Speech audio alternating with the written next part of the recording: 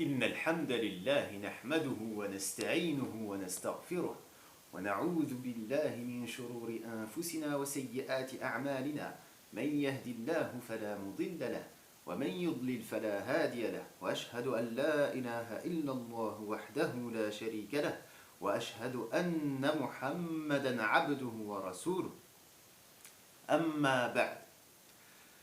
Ce dont il est question aujourd'hui, c'est le burkini. L'interdiction du port du burkini sur les plages françaises. Il n'est pas question ici seulement de l'interdiction d'une tenue jugée non correcte, d'une tenue jugée non respectueuse des conditions d'hygiène et de la sécurité des baigneurs. Non, il n'est pas question de cela. Mais il est bien question ici de dérapage, ou si ce n'est de dérapage, d'expression d'une certaine idéologie islamophobe, totalement assumée, de la part d'élus, tels le maire de Cannes, qui ose prétendre que le port du burkini est le signe d'affiliation au terrorisme djihadiste, à l'extrémisme djihadiste, aux organisations terroristes telles qu'Al-Qaïda, l'EI, etc. Ces gens-là, qui n'ont rien saisi au concept des droits universels de l'homme, des droits de l'homme, celui à l'autodétermination, celui à la possibilité d'exprimer extérieurement sa religion, comme la Cour européenne l'a statué en 1993, ces gens-là qui oublient que le droit européen est en soi plus fort que le droit français, ces gens-là oublient totalement ce qu'ils ont appris de manière rudimentaire dans leurs écoles. Et il y a ici plusieurs articles de journaux, dont celui que je vais vous lire, résumant cette semaine islamophobe, cette semaine dite de folie, anti-hijab, anti-burkini, etc. Sachant que le burkini n'est pas en soi le problème, n'est pas en soi le centre de la polémique. Le centre de la polémique est la posture et le discours islamophobe décomplexé. Cette manière de s'exprimer, cette manière dont tout à chacun a, dans la rue, d'exprimer sa haine, à la télé d'exprimer sa haine, à la radio d'exprimer sa haine, sur les réseaux sociaux d'exprimer sa haine envers cette religion, envers ce système civilisationnel. Puisque ici en France, les parangons de la laïcité ou de l'extrémisme laïciste, puisque la laïcité en soi va de pair avec l'islam dans le fait que chacun peut exprimer sa religion tant qu'il respecte les lois du pays dans lequel il vit, respecter, se tenir à, les extrémistes et les parangons du laïcisme, ceux-là se permettent aujourd'hui de prendre la parole et d'exprimer leur mécontentement, d'exprimer leur posture haineuse. Le burkini, ou la semaine où la France est devenue folle. Peur sur les plages. Le burkini, ce maillot porté par certaines musulmanes, est devenu en quelques jours un sujet électrique. La fixation sur ce vêtement a provoqué le retour d'un débat crispé sur l'islam, et avec lui une rhétorique à base de djihadisme qui n'entretient que des liens éloignés avec la réalité. Voyez la conscience des journalistes. Les torpeurs de l'été donnent des coups de soleil au débat public. Un peu d'humour. Ces premières semaines d'août se sont enflammées au rythme de polémiques sur le port du burkini, ce maillot de bain porté par certaines femmes musulmanes, couvrant l'ensemble du corps, à l'exception du visage. Il est, dans la bouche de certains élus et d'autres responsables, devenu le symbole de l'extrémisme islamiste, et même le signe d'adhésion au djihadisme. Aucune nageuse n'a toutefois été consultée pour donner sa version. Une marque d'allégeance à des mouvements terroristes. Le dernier rebondissement en date, islamophobe, le 11 août, lorsque Nice Matin dévoile que le maire, les Républicains de Cannes, David Linard, interdit aux baigneurs de porter le burkini sur ses plages. Est révélateur de l'aura de psychose qui enveloppe le vêtement. L'arrêté de la ville, daté du 28 juillet, s'adosse à des critères moraux. L'accès aux plages et la baignade est interdit jusqu'au 31 août 2016 à toute personne n'ayant pas une tenue correcte, respectueuse des bonnes mœurs, et de la laïcité, respectant les règles d'hygiène et la sécurité des baignades. Les contrevenantes s'exposent à une amende de 35 €, encore un moyen de faire un petit billet sur la tête des musulmans. Le directeur général des services de Cannes, Thierry Migoul, va un cran plus loin. Il tisse un lien entre port du burkini et, écoutez bien, soutien au terrorisme djihadiste. Incroyable, incroyable. Ce raccourci est le raccourci le plus rapide et le raccourci le plus pratique de toute l'histoire. Burkini égale terrorisme djihadiste. Bientôt, hijab égale terrorisme, en plus de ça, djihadiste. Comme si le terrorisme avait une nature, si ce n'est celle de faire peur par le biais des armes, celle de terroriser. Il peut être soi-disant motivé par l'islam, soi-disant motivé par l'écologie, soi-disant motivé par le communisme, le marxisme, etc. Le TA, par exemple, sont des terroristes extrémistes chrétiens, d'obédience chrétienne. On ne dit pas que ce sont des christianistes, on ne dit pas que ce sont des néo-croisés. Pourtant, c'est ce qu'ils prouvent de par leurs propos. Mais personne ne les attaque. Ou comme le fait que personne n'attaque ce groupe de sœurs, c'est-à-dire de nonnes chrétiennes, qui affichent la croix en grand sur leur torse et qui s'assoient sur la plage et qui profitent du bon temps. On n'a aucun souci avec les nonnes, on n'a aucun souci avec les gens du livre. Mais les gens qui sont de cette posture islamophobe, élus comme simple populace, ces gens-là font l'impasse sur 1500 ans, justement, d'échanges intercivilisationnels. Car les Sarrasins, les musulmans, étaient présents dès le Xe siècle en France. Et pendant 2 siècles, la Narbonne a été occupée par les musulmans.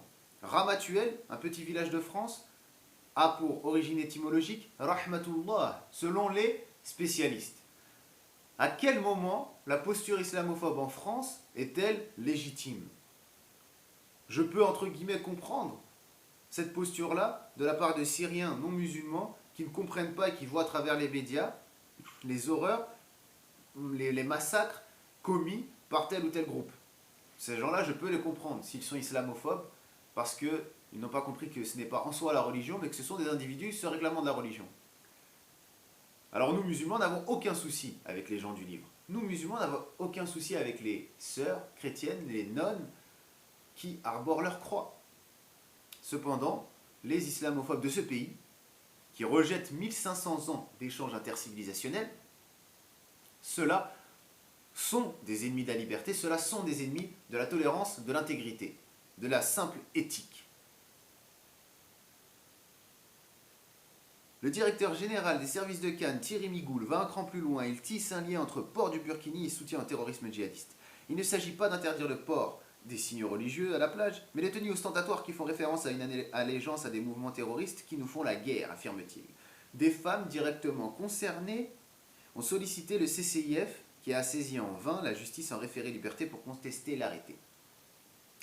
Autre polémique, le Hijab Day, la mode islamique, le burkini. Ce phénomène s'apparente à de la resucée. Ces derniers mois, les vêtements qualifiés d'islamiques ont provoqué tressaillement et indignation. Il y a eu les querelles autour de la mode islamique ou du Hijab Day, querelle à Sciences Po Paris. Surtout l'emballement autour du burkini qui n'arbore qu'un nombre réduit de musulmanes. N'est pas sans évoquer le débat sur le port de la burqa en 2010, qui avait débouché sur une loi générale le 11 octobre, qui ne concernait alors que 2000 individus en France. À la différence de cette loi anti-burqa qui prend des dispositions générales en interdisant la dissimulation du visage dans l'espace public, l'arrêté de Cannes a explicitement, dans sa ligne de mire, des pratiques religieuses, vu qu'il désigne une tenue de plage manifestant de manière ostentatoire une appartenance religieuse, alors que la manifestation extérieure de la religion est tout à fait légale, est tout à fait permise, comme on le voit auprès des nonnes, des femmes chrétiennes. L'épisode a inspiré le député maire de Villeneuve-Loubet, Lionel Lucas, qui a pris le 5 août un arrêté rédigé scrupuleusement de la même façon qui bannit le burkini des plages de sa commune. Annulation d'une journée burkini dans un parc aquatique. Et le parc aquatique, c'est là où tout a commencé. Et cet arrêté burkini n'est que le dernier produit d'une polémique plus longue sur ce maillot de bain islamique. Début août, une journée burkini et djilbab de bain prévue dans un parc aquatique privé au Pen Mirabeau, Bouches-du-Rhône, écume les colonnes des journaux. Le Lab d'Europe 1, la fine équipe, le premier relaye des tweets indignés de quelques élus de droite et d'extrême droite, sans lesquels la journée serait sans doute passée inaperçue. Encore une fois, les élus se sont mêlés à la polémique. Qui y voit du communautarisme islamique ou de l'islamisme tout court. Rappelons que l'islamisme est l'utilisation politique de l'islam, est l'utilisation politique en islam. Et que l'islamisme radical, violent, est condamné. Mais que l'islamisme était un terme qui désignait, durant 2-3 siècles, l'islam en soi. Les philosophes des Lumières, encore une fois, parlaient d'islamisme lorsqu'ils parlaient d'islam. Ils ne connaissaient pas le terme islam en désignation de la religion, du culte, de la liturgie. Mais ce que ne comprennent pas ces gens-là, c'est que le vêtement ne fait pas partie de la liturgie, mais bel et bien de l'apport, du pourtour périptique civilisationnel. Car l'islam est un système sociétal civilisationnel qui est pragmatique lorsque l'on vit dans une société qui n'est pas régie par justement les lois divines, une société théocratique. On vit tout en gardant son intégrité et sa pratique religieuse. Le musulman n'est pas justement n'est pas qu'un religieux. Il est aussi un individu intègre, enraciné dans son socle civilisationnel, qui justement va lui permettre de vivre de manière pragmatique avec les autres, dans un contexte ethnopluraliste et globalisé. Ce que ces gens ne veulent pas. Ce que ces gens ne veulent pas. Alors que l'actualité est au creux de la vague, les médias lui emboîtent le pas. L'événement est à ce point monté en épingle que le Speedwater Park et le maire décident conjointement de l'annuler. Une sénatrice des Verts ironise. Ceux pour qui l'islam n'est pas soluble dans la République redoutent que la République le soit dans une piscine. Toujours la même fixette. Déjà en août 2009, une première affaire avait fait mousser une nageuse qui porte le burkini. La femme avait été retoquée d'un bassin pour non-respect des règles d'hygiène alors que son maillot était homologué. Avec ces tenues qualifiées d'ostentatoires, ce qui suppose qu'elles auraient le désir de montrer leur appartenance religieuse, les baigneuses sont suspectées de prosélytisme. Encore une fois, ce n'est pas le prosélytisme en soi qui est interdit. Pourtant, aux yeux de l'anthropologue connu pour sa lutte contre la radicalisation, Dounia Bouzar, anthropologue, LOL, la nageuse qui porte un maillot plus couvrant que les normes habituelles ne fait pas de prosélytisme puisqu'elle se mélange avec les autres citoyens, les autres nageurs, sans rien exiger d'eux, donc en respectant leurs propres normes. Elle n'impose donc pas sa vision du monde. Sur cela, elle a raison. Selon la chercheuse, cela permet l'inclusion de la personne et de nager ensemble. A l'inverse, les interdits conduiraient les femmes musulmanes à des séances piscines privées. Autre reproche fréquent, le port du burkini exprime la soumission de la femme. Interrogée par le Nouvel Obs, la chercheuse féministe Judith Butler s'oppose à ce monolithisme. Le voile peut certes être un signe de soumission, mais c'est aussi un signe d'appartenance à une famille, à une religion, à un pays d'origine, à une communauté. Encore une fois, un socle civilisationnel, un œkumène. Contraindre une femme à ôter le voile, c'est l'obliger à se couper de ses attaches, à se déraciner, à être désintégré, au sens de l'intégrité. Certes, on peut juger que s'arracher à son milieu d'origine est une bonne chose, mais ce n'est pas à l'État d'en faire une norme obligatoire. Et ce n'est surtout pas ceux qui sont ignorants de l'entièreté de l'islam qui peuvent se permettre de venir et dire « Ma fille, écarte-toi de ces gens-là, ma fille, abandonne tes parents, ma fille, crache sur ta religion, crache sur ta culture et dis vive la France, chante la Marseillaise, etc. » On peut vivre en France, être heureux d'être en France tout en étant musulman. On peut l'être tout en étant noir. Pourquoi ne pas l'être en étant musulman? On peut l'être tout en étant juif. Malgré la souffrance que les juifs ont connue en France, ils peuvent vivre en France tout en étant heureux. Donc les musulmans, en quoi n'ont-ils pas le droit justement d'exprimer extérieurement? Sachant que par exemple, pour la communauté juive, on le sait tous, il y a des séances, des créneaux pour que les petits-enfants juifs puissent se baigner durant des tranches horaires où ils sont les seuls à être dans cette piscine. Donc, à partir de là, comment interdisons-nous aux musulmans de faire la même chose? Et lorsqu'on leur interdit justement de venir et privatiser une piscine, on leur interdit ensuite l'espace public. Je souhaite simplement répéter la fin de l'article. Avec ces tenues qualifiées d'ostentatoires, ce qui suppose qu'elles auraient le désir de montrer leur appartenance religieuse, les baigneuses sont suspectées de prosélytisme. Pourtant, aux yeux de l'anthropologue connu pour sa lutte contre la radicalisation Dounia Bouzar, la nageuse qui porte un maillot plus couvrant que les normes habituelles ne fait pas de prosélytisme puisqu'elle se mélange avec les autres citoyens. Les autres nageurs, sans rien exiger d'eux, donc en respectant leurs propres normes. Elle n'impose donc pas sa vision du monde. Selon la chercheuse, cela permet l'inclusion de la personne et de nager ensemble. A l'inverse, les interdits conduiraient les femmes musulmanes à des séances piscines privées. Éloquence. Autre reproche fréquent, le port du burkini exprime la soumission de la femme.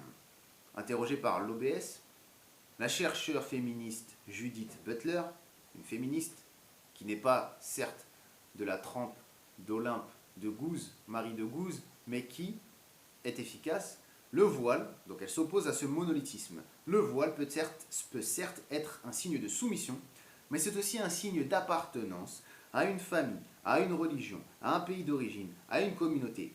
Contraindre une femme à ôter le voile, c'est l'obliger à se couper des siens, l'obliger à se couper de ses attaches, à se déraciner. Certes, on peut juger que s'arracher à son milieu d'origine est une bonne chose, mais ce n'est pas à l'État d'en faire une norme obligatoire. Sachant que le profil des extrémistes, des radicalisés, est celui de personnes totalement déracinées, totalement coupées de leur socle civilisationnel, de leur famille humaine.